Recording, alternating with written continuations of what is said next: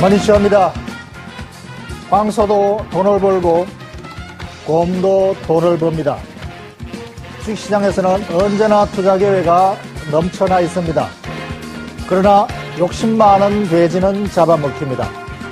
만약 당신이 욕심 많은 돼지가 아니라면 주식시장이 4월달 장 강세장 아니라 5월달 장이 어떻게 변하더라도 투자 기회는 열려 있을 것입니다.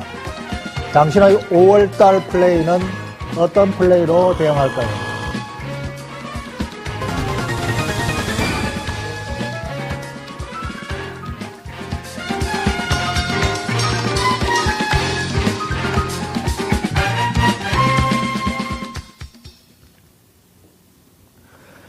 올해는 주식시장을 떠나라라는 5월 가격은 있습니다.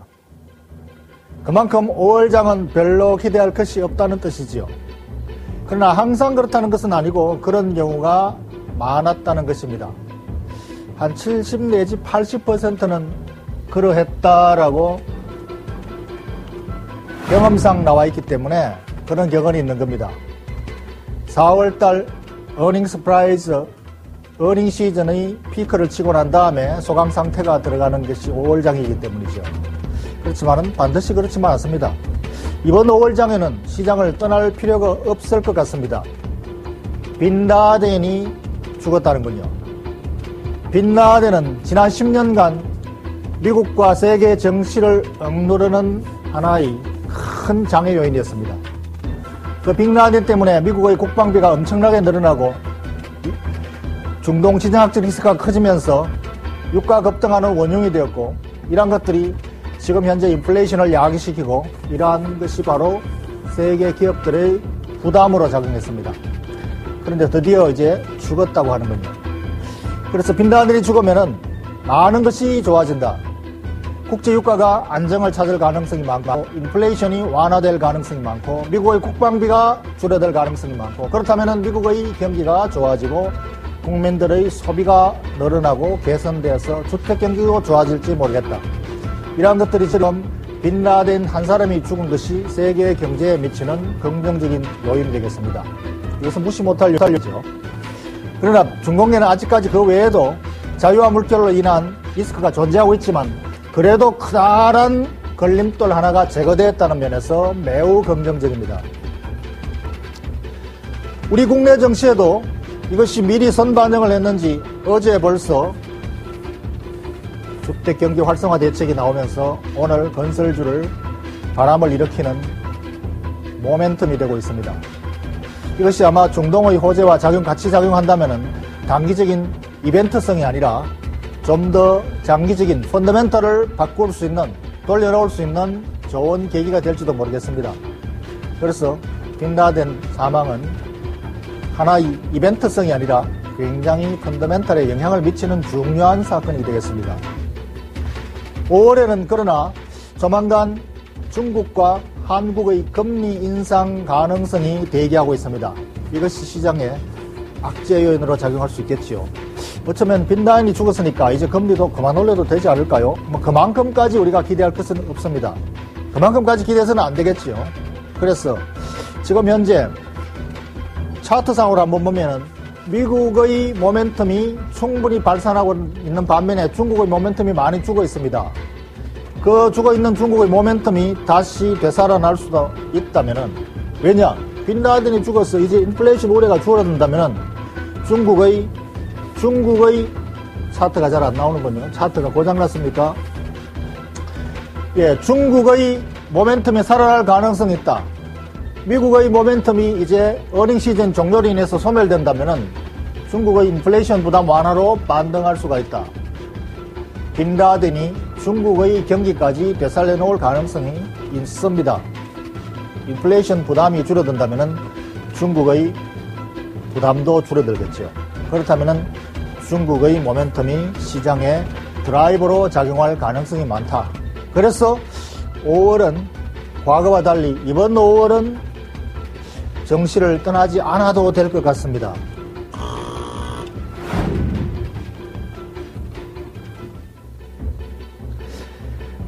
지금 현재 4월의 드라이버가 된 것이 핵심 주도주가 바로 자동차 화학이죠. 이 자동차 화학이 실적 시즌이 다 꽃을 피웠기 때문에 이제 잠시 쉬어가는 장세가 나타날 가능성이 많다. 그래서 그동안에 소외되었던 IT, 건설, 금융 이런 쪽으로 순환매가 일어날 가능성이 많다라고 진단하는 전문가들, 전략가들이 많이 있군요. 그렇지만 아직까지의 다수설은 또는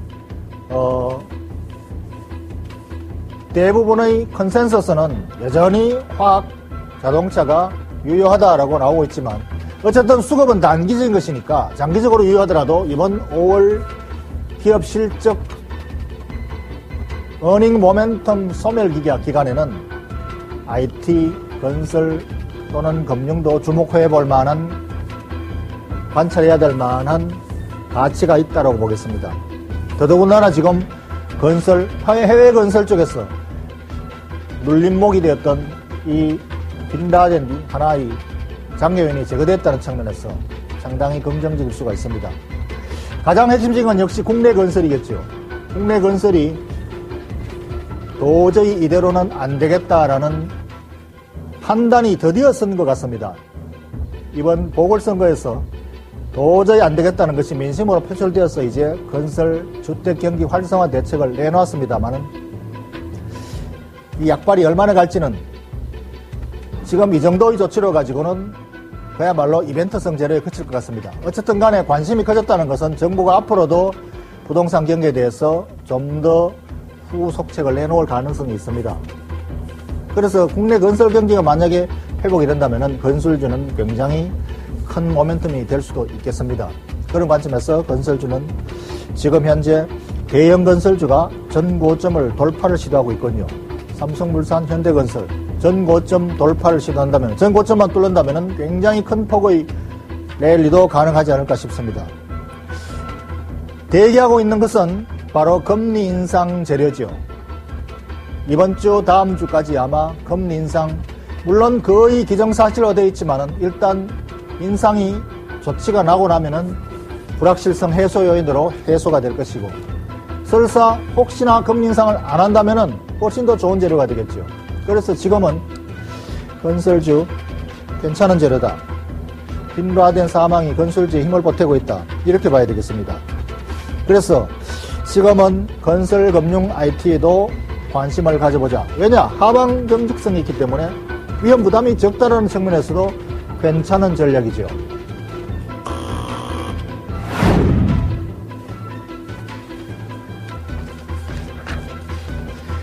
건설주는 오늘 상당히 크게 지금 시세를 분출을 하고 있습니다만, 실제로 현재 건설 관련주 중에서 실적이 강력하게 뒷받침되고 있는 것은 바로 건설 장비주입니다. 건설 장비, 중장비. 이 건설 중장비는 중국의 모멘텀은, 중국의 성장 동력을 안고 있기 때문이죠. 거기서 이익이, 우리가 보이지 않는 이익이 굉장히 강한 가파른 속도로 늘어나고 있다는 것이 지난 주말에 두산인프라코아 실적에서 확인을 했죠. 이 두산인프라코아의 실적뿐 아니라 미국의 핵심 세계 최고의 건설 중장비 회사 캐터필러 실적을 보면은 중국의 건설 경기가 얼마나 실적에 도움이 되고 있는가를 확인할 수가 있습니다. 캐터필러는 이미 주가가 지난 금융위기 이전의 최고점 수준을 훨씬 뛰어넘었습니다. 이만큼 주가의 월봉 차트인데요. 이만큼 주가의 탄력이 강하다. 그것은 바로 이만큼 실적이 급속히 개선되고 있다는 겁니다. 실적이 작년 수준 5배 수준이라고 하는데, 물론 작년 실적이 굉장히 낮춰져 있었기 때문에 5배라는 의미는 없지만 성장 속도가 굉장히 크다라는 것이 굉장히 중요한 팩터가 됩니다. 그래서 이 건설 중장비가 실제로 건설회사보다도 더 실적에 뒷받침되고 있는 흐름이기 때문에 실적을 기반으로 한다면 건설회사보다 오히려 건설 장비업체가 더 유망해 보입니다. 그래서 우리 국내 주택 건설 장비업체 캐터필러와 거의 세계적으로 동등한 경쟁력을 하고 있는 것이 바로 두산인프라코아입니다. 미국의 엄청난 대륙 개발에 어마어마한 중장비 굴삭기가 투입되어 있고 앞으로도 20년 동안 계속해서 인프라를 구축해야 되는 수요가 잠재 수요가 대기하고 있다. 이것은 거의 자동차 잠재 수요나 버금가는 수요입니다. 그리고 경쟁사는 일본, 미국, 한국 이 3개사가 각축전을 벌이고 있기 때문에 신규 시장 진입의 위험도 그렇게 크지 않습니다. 그러니까 이 거대한 시장을 놔두고 3등분하고 있는 이 3대 회사 중에 하나가 두산인프라코어하고 최근에 일본의 대지진으로 인해서 경쟁에서 탈락을 했습니다. 그렇다면 캐터필라와 두산인프라코어가 과점 시장으로 거대한 시장을 양분할 가능성이 있다. 그렇다면 앞으로 이 성장 프리미엄이 굉장히 클 수가 있다. 그런 관점에서 건설회사보다 건설 중장비를 관심 있게 보는 것이 실질적인 투자 방법이 아닌가 생각합니다. 그래서 오늘 두산인프라코어와 좀 더 깊이 있게 분석해 보기 위해서, 판단해 보기 위해서 두산인프라코어 기계 담당 애널리스트를 한번 모시고 진단을 해보겠습니다. 기계 담당 베스트 애널리스트로 유명한 성기종 애널리스트를 연결하겠습니다. 대우증권 성기종 애널리스트 연결하겠습니다. 안녕하십니까, 연구원님? 네, 안녕하세요. 예, 연구원님 리포트를 지금 보고 있습니다. 최근 리포트인데요. 예. 지난 주말에 그 두산인프라코어가 60% 영업이익이 늘어났다고 했는데, 예. 이게 연결 기준, 단일 기준으로 다 같이 나오는데, 연결 기준이 진짜죠? 이건 개별 기준입니다. 개별 기준이 진짜 실적인가요? 예, 개별 기준이고요. 연결 기준은 아직 전체적으로 아직 나오지는 저희들 아직 발표는 안 했습니다, 제가. 예, 연구원님 리포트 보니까, 작년도 두산인프라코어 실적이 380억, 순이익이. 그런데 올해 예상 실적이 5,970억, 내년도는 7,250억. 이러다면은 캐터필라가 올 1분기에 5배 이익이 늘어났다고 하는데, 예. 두산인프라코어는 이건 10배가 넘는 실적인데, 과연 이만한 실적이 진짜인가요? 지금 제가 예상한 대로 일단 연결 말고 개별 기준으로도 금년도 실적 상당히 크게 증가할 걸로 보여집니다.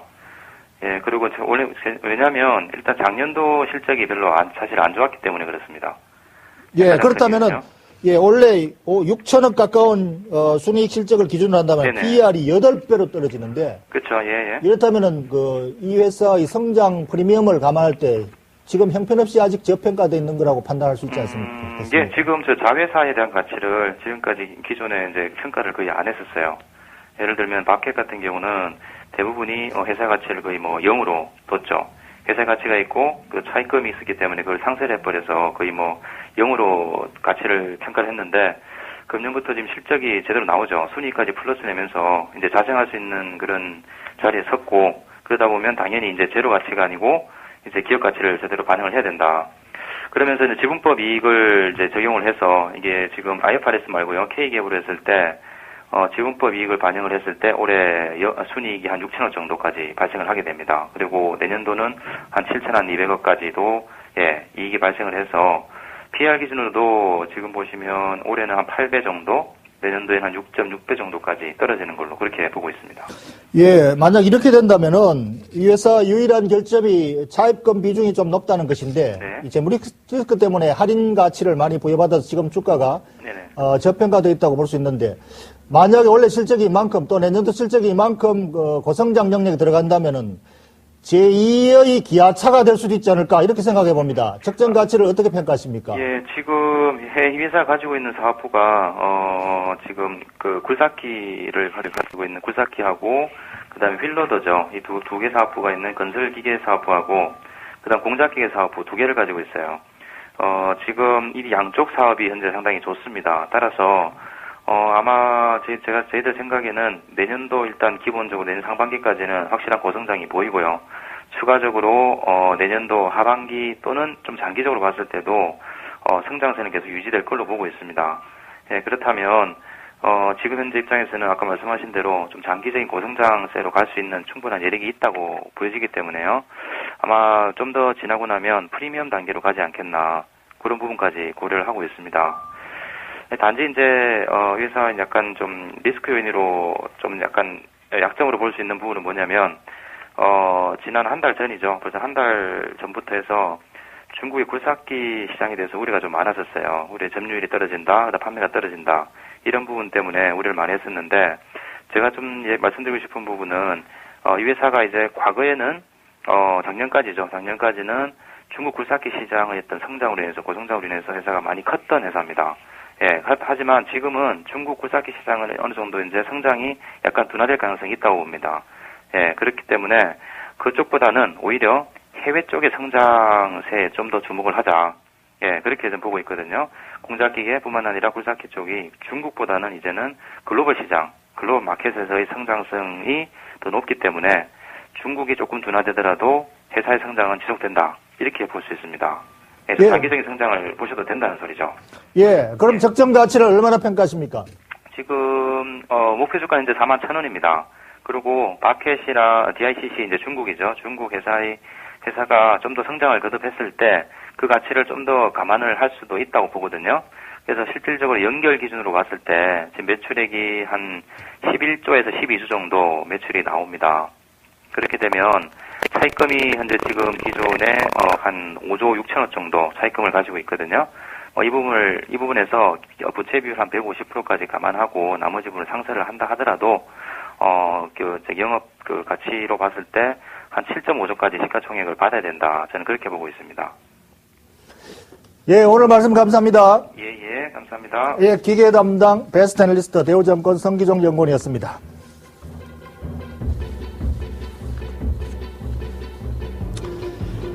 예, 건설업종이 오늘 호재의 모멘텀이 작용하고 있습니다. 건설 중장비업체는 실제로 실적이 뒷받침되는 회사이고 중국 경기 모멘텀을 가지고 있는 회사지요. 미국의 캐터필러 굉장한 고성장을 달리고 있습니다. 거의 버금가는 경쟁사 두산인프라코와 기업 가치가 현재의 저평가되어 있다는 것을 올해 성장 실적을 감안해보면 충분히 이해가 됐을 겁니다.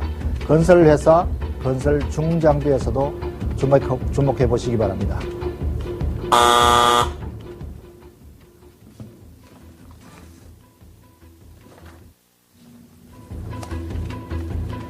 자, 포인트 정리하겠습니다. 5월 정시 4월 달의 실적 시전 종료와 함께 실적 소멸 부정적인 모멘텀이 상당히 있습니다. 그래서 5월은 조정의 가능성이 높고 그래서 5월 정시는 시장을 떠나는 것이 좋다라는 속담이 있을 정도로 기대를 별로 하지 않고 있습니다.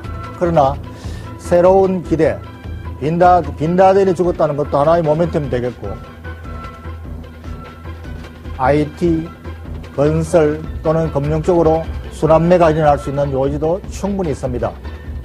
지금 건설주에 주목하되 건설주 아니라도 건설 중장비, 중국의 거대한 성장 실적 모멘텀을 가지고 있는 건설 중장비 또는 건설 소재라고 할까요?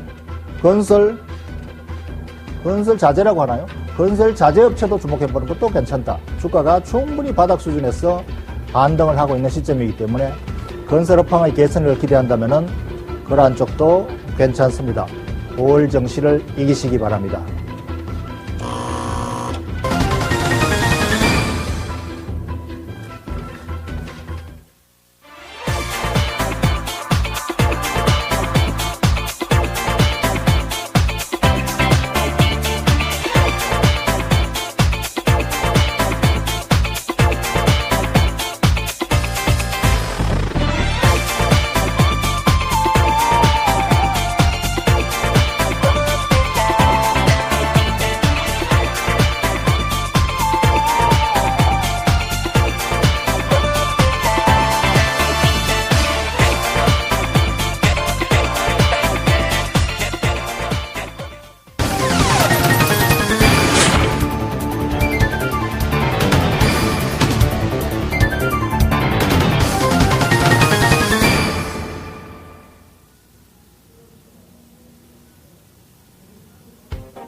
우선주가 강세입니다.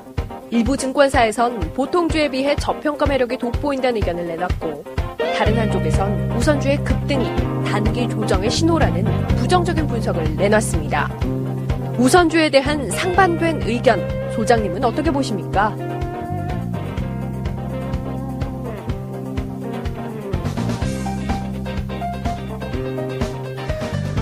이 우선주에 대한 의견은 이론적인 근거, 논리적인 근거와 또는 수급적인 그러한 근거에 의해서 양분되어 있습니다. 사실 이론적인 논리적인 근거로 취한다면은 우선주는 별로 가치를 부여할 만한 요인이 별로 없습니다. 왜냐하면은 우선주는 사실상 회사에 대한 소유 지분권이 없고 거의 채권에 비유되죠. 이론적으로는 채권이라고 봐야 됩니다. 그래서 배당 수익률에 의해서 가치를 매겨져야 된다. 그렇다면은 배당 수익률에 대한 가치로 매겨진다면은 보통주와 비교 불가한 것이죠. 비교할 필요조차 없는 것이죠.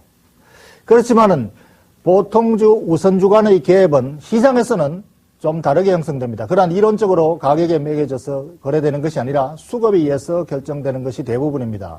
그래서 강세장에서는 보통 우선주 가격이 보통주 가격의 3분의 2 가격 정도로 매겨지고 약세장에서는 보통주 가격의 3분의 1 가격으로 떨어져 매깁니다. 그것이 바로 강세장에서는 보통주 위주로 시장이 움직이고 그것이 다 어느 정도 가격이 충분히 반영됐을 때는 저평가된, 그러니까 뒤따라가지 못한 우선주 쪽으로 수급이 몰리기 때문에 수급이 다시 보통주와 갭 메우기 과정으로 올라가는 현상이죠.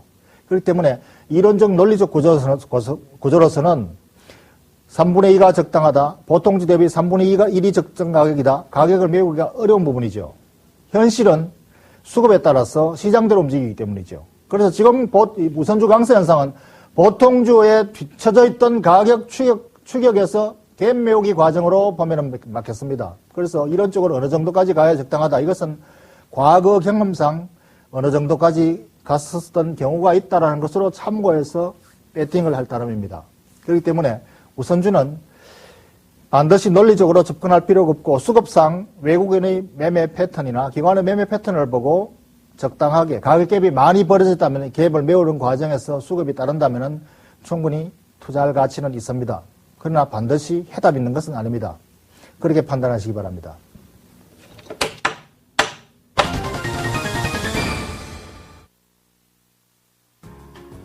박준호의 머니쇼에서는 여러분의 참여를 기다립니다. 이해 불가의 시장 상황, 너무 어려운 이슈와 경제 용어, 매매 타이밍이 궁금한 종목과 업황 전망까지 여러분의 궁금증을 보내주세요.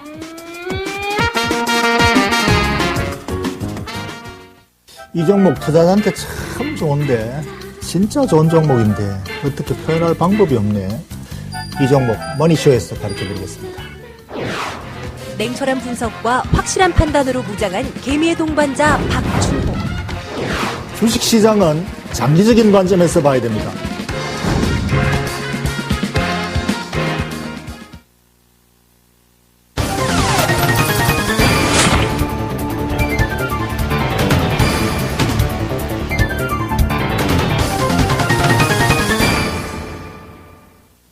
예, 오늘 라이징 스탁은 동양정금증권의 최민규 과장 함께 하겠습니다. 어서 오십시오. 네, 안녕하십니까. 오늘 종목 들어가기 전에 지난주 이 시간에 추천했었던 종목이 코롱 인더스트리였죠. 네, 맞습니다. 그동안에 일주일 동안에 꾸준히 주가가 올랐습니다. 네. 중간 점검을 한번 해주시고 들어가시죠. 일단 코오롱 인더스트리는 말씀드렸던 대로 굉장히 저평가에 있는 강한 펀더멘털을 현재는 가지고 있고요. 더군다나 이제 5월 말이죠. 5월 말에 이제 코스피 200 신규 편입 종목이 예상되는 종목이기 때문에 단기적인 이슈도 충분히 존재한다고 말씀드릴 수 있습니다. 때문에 목표 주가 10만 원 그대로 유지하시고 지속적으로 홀딩해 나가시는 전략 말씀드리겠습니다. 예, 오늘 추천 종목은 ELK. ELK는 스마트폰, 휴대폰 터치스크린 회사입니다만은 이 회사가 터치스크린 어떤 부분인가를 여러분이 기업 탐방을 해보시면은 시원하게 확인하실 수가 있습니다. ELK 네이버에 들어가셔서 가지고 ELK 회사를 치시면은 온라인으로 회사 탐방을 하실 수가 있습니다. 여기 회사 들어갔는데요. 보니까 스마트폰 앞에 터치스크린 지금 화면으로 그림으로 이렇게 동영상으로 이렇게 회사에서 잘 만들어 놨습니다. 이런 걸 만드는 이걸 모듈이라고 그러는데 이런 관련되는 부품을 조립해 가지고 이 모듈화해서 완제품 회사 삼성전자, LG전자 또는 저기까지 애플사까지 납품을 하나요? 그거까지는 확실히 모르겠는데 조금 이따가 설명을 들어보시죠. 어쨌든 이 완제품 회사에 공급하는 터치스크린 회사이고 앞으로 성장 시장이 굉장히 큰 회사다. 이렇게 일단 정리를 해드리겠습니다. 자세한 내용은 이따 들어보시고 일단 여러분들이 회사에 들어가셔서 차근차근히 이렇게 회사 내용, 제품 이런 것들을 직접 그 탐방을 통해서 이해를 하시기 바라겠습니다. 예, 그러면은 오늘 ELK 최민규 과장께서 추천해 주신 사유를 한번 들어보겠습니다. 그 ELK 회사는 이제 그렇게 생각하시면 될 것 같습니다. 이제 초기에 터치 패널, 터치 스크린 초기에 나왔을 때에는 이제 손으로 꾹꾹 눌러야 되는 그 압력 방식, 즉 저항막 방식이었죠. 이러한 이제 터치 스크린에서 최근에는 이제 그 손이 이제 살짝 닿기만 해도 그 가운데 이런 약한 그 전기적 신호에 의해서 바로 터치가 가능한 그 정전 용량막 방식으로 굉장히 많이 바뀌고 있습니다. 최근 들어서 이제 압력, 즉 저항막 방식으로 되는 터치 스크린 거의 찾아볼 수가 없습니다. 이러한 이 ELK는 이러한 이제 정전 용량막 터치 스크린, 터치 패널 이제 국내 최대 생산 업체다라고 생각을 하시면 될 것 같습니다. 이제 작년도에 2010년도에 그 회사 자체에서 급격하게 수주량이 증가함에 따라서 그 회사가 이제 그에 대한 이제 캐퍼를 급하게 맞추려다 보니까 수율이 굉장히 많이 떨어져서 비용이 크게 발생하는, 즉 실적이 굉장히 악화되는 그러한 모습을 보여줬었는데, 때문에 이제 작년부터 이제 올해 초까지 주가는 거의 이제 바닥을 쳤다라고 말씀을 드릴 수가 있습니다.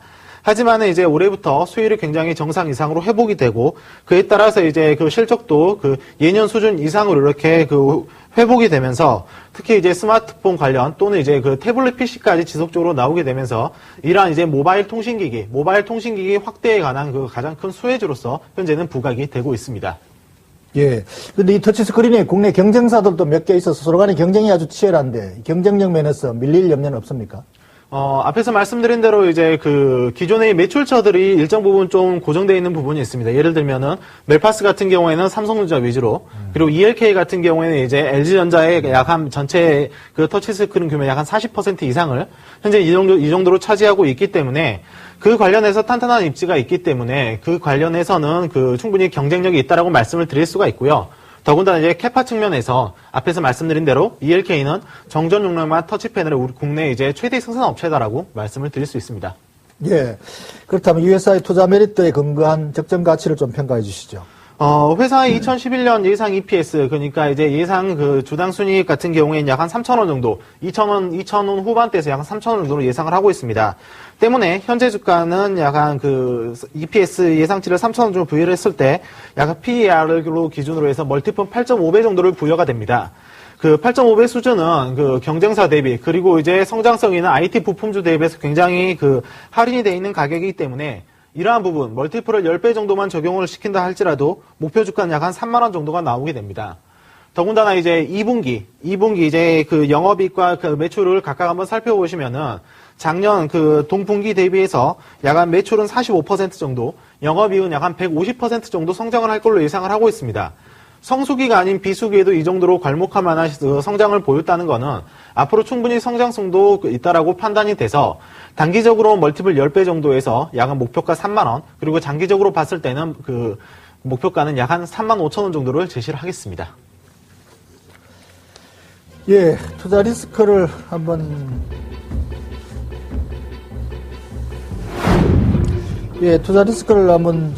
짚어보겠습니다. 이 회사의 가장 그 중요한 투자 리스크는 원래 이제 고성장 실적이 달성 가능하냐인데, 네, 맞습니다. 성장 그 목표치가 굉장히 그 실적 목표치 높이 잡혀져 있는데, 최근에 애플사 실적으로 보면은 애플사가 실적이 굉장히 좋았는데 반면에 그 실적 근거가 부품 회사들 단가를 후려쳐가지고 낸 실적이다. 네. 그래서 부품 회사들의 단가 인하 압력이 굉장히 거세질 것이다라는 부정적인 전망이 최근에 나오고 있습니다. 네. 이 부분에 대해서도 이 회사도 여전히 그 리스크에 노출되어 있지 않을까요? 그 이제 고객사들의 그 단가 인하 리스크 같은 경우에는 그 앞에서 말씀드린 대로 회사가 굉장히 커짐에 따라서 매출의 큰 비중을 현재 LG전자가 차지하고 있습니다. 근데 그 LG전자의 이제 최근 보시면은 휴대폰 라인업이 굉장히 스마트폰 쪽으로 많이 이동을 하고, 또한 태블릿 PC도 현재 내놓은 초기 단계에 있으므로 그러한 단가 인하 압력보다는 전체적인 LG전자의 매출하는 규모가 커진다라는 측면으로 접근을 좀 하셨으면 좋겠습니다. 예, 알겠습니다. 예, 그렇다면 최종 결론을 내주시죠. ELK의 최종 결론은 이렇게 말씀드리겠습니다. 주가가 하루하루 굉장히 이렇게 큰 폭으로 움직일 수도 있습니다. 더군다나 코스닥 시장도 최근에 코스피 시장 대비 좋지 않음에 따라서 주가 하루하루 움직임, 이러한 움직임에 흔들리지 말고 ELK는 실적만 보고 가자라고 말씀을 드리겠습니다. 예, 오늘 말씀 감사합니다. 네, 감사합니다.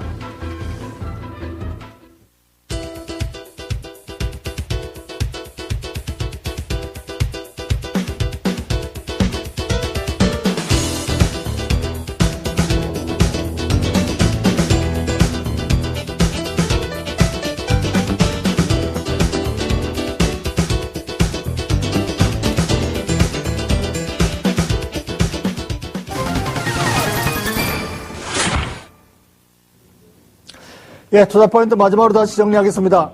4월 어닝 시즌이 이제 종료가 되었죠.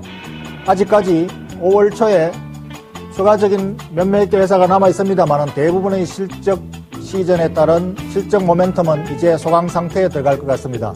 이제 앞으로는 실적 모멘텀 대신에 매크로 변수 또는 경제 변수, 시장 외적 요인들이 시장의 재료로 작용할 가능성이 많습니다. 이럴 경우에는 보통 긍정적인 것보다는 부정적인 재료가 많지요.